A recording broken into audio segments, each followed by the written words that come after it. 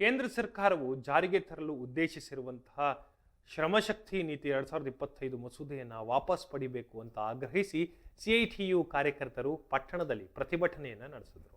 ಈ ವೇಳೆ ಮಸೂದೆಯ ಕರಡು ಪ್ರತಿಯನ್ನ ದಹಿಸಿ ಕೇಂದ್ರ ಸರ್ಕಾರದ ವಿರುದ್ಧ ಘೋಷಣೆಗಳನ್ನು ಕೂಗಿದರು.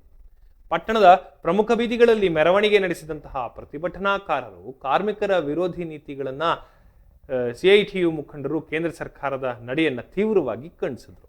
ಕಾರ್ಮಿಕರನ್ನ ಗುಲಾಮರನ್ನಾಗಿ ತಳ್ಳಲು ಅಥವಾ ಹೊಸದಾಗಿ ಗುಲಾಮಗಿರಿಗೆ ಕರ್ಕೊಂಡು ಹೋಗಲು ಹಾಗೂ ಕಾರ್ಮಿಕರ ಇಲಾಖೆಯನ್ನ ದುರ್ಬಲಗೊಳಿಸಲು ಸರ್ಕಾರ ಹೊರಟಿದೆ ಅಂತ ಕೂಡ ಪ್ರತಿಭಟನಾಕಾರರು ಆರೋಪಿಸಿದ್ರು. ಸಿಐಟಿಯು ಮುಖಂಡ ಮಹದೇವಮ್ಮ ಮಾತನಾಡಿ, ಕೇಂದ್ರ ಸರ್ಕಾರ ಹಿಂಬಾಗಿಲಿನ ಮೂಲಕ ಕಾರ್ಮಿಕ ಸಂಹಿತೆಯನ್ನ ಜಾರಿ ತರಲು ಪ್ರಯತ್ನಿಸ್ತಾ ಇದೆ.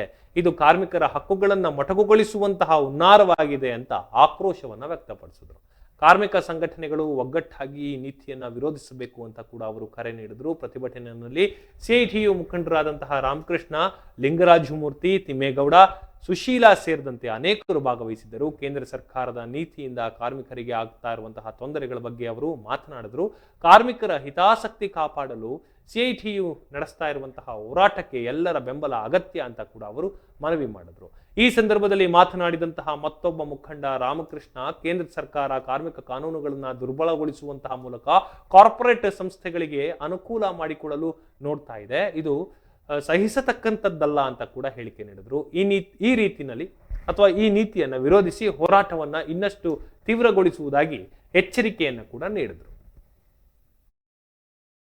ಮಾಡಿರ್ತಕ್ಕಂಥದ್ದು ಅಂದ್ರೆ ನಾವು ದುಡಿದಂತ ಕೂಲಿಯನ್ನ ಕೇಳುವ ಹಾಗಿಲ್ಲ, ಕೇಳಿದ್ರೆ ನೀವೆಲ್ಲರೂ ಕೂಡ ಜೈಲ್ಗೆ ಹೋಗ್ತಾರೆ, ಜೈಲ್ಗೆ ಹಾಕ್ತೀವಿ ಎನ್ನುವಂಥ ನೀತಿಯನ್ನ ಇವತ್ತು ತಂದಿರ್ತಕ್ಕಂಥದ್ದು.